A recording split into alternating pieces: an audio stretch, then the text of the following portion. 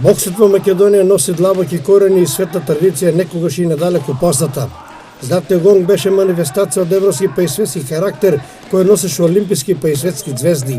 Со цел враќање на сејот и угледот на оваа манифестација, од неодамна во македонскиот бокс поддоруваат некои мощни поволни ветришта кои полека но сигурно го враќаат боксот на нормалниот колосек. Утре и во сабота во спортската сала Борис Трајковски ќе се одржи 47-миот меѓународен боксерски турнир Златен гонг, значи тоа е традиционален, најјак турнир во Македонија.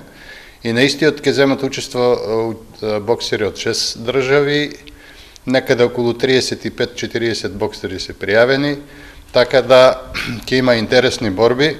Во петок, значи утре од 16 часот е полуфиналето, ќе има 11 полуфинални борби, а во сабота од 11 часот е финалето, каде што се очекуваат 10 до 12 финални борби и истите ќе бидат пренесувани веројатно на македонската телевизија на Собранискиот канал. Селектор на репрезентацијата е нашиот тренер Петар Челиновски. Колку боксери од Македонија ќе настапат на оваа ревија? Па на оваа ревија ќе настапат 6 боксери од нашата земја. Тие има интензивни подготовки овде во Штип, 17 дена.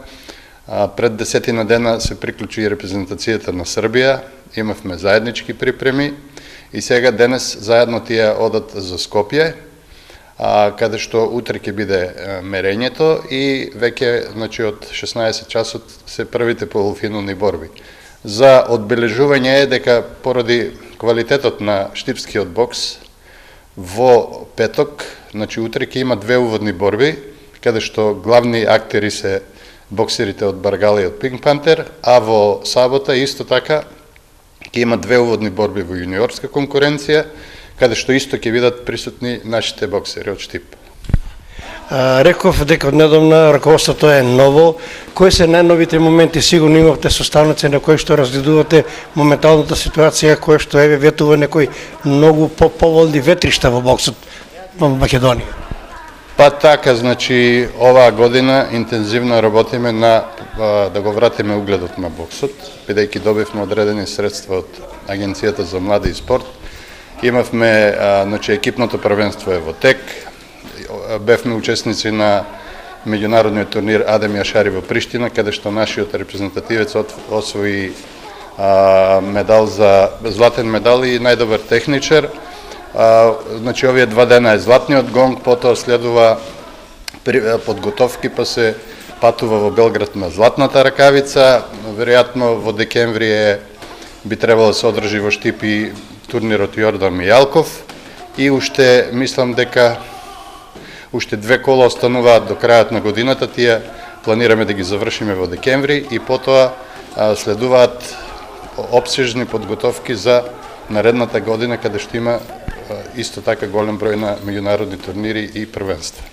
Лично еве како член на управниот одбор, како потпредседател на Боксерската федерација, колку сте задоволени од овие нови моменти?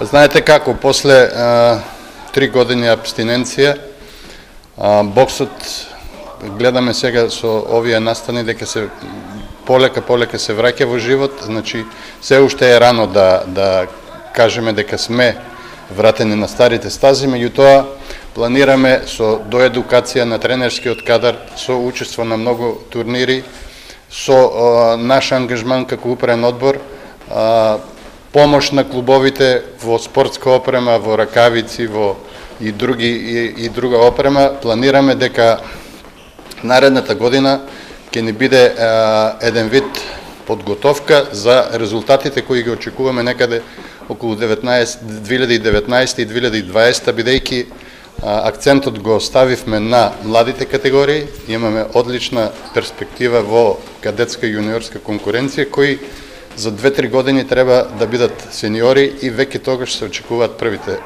позначени резултати.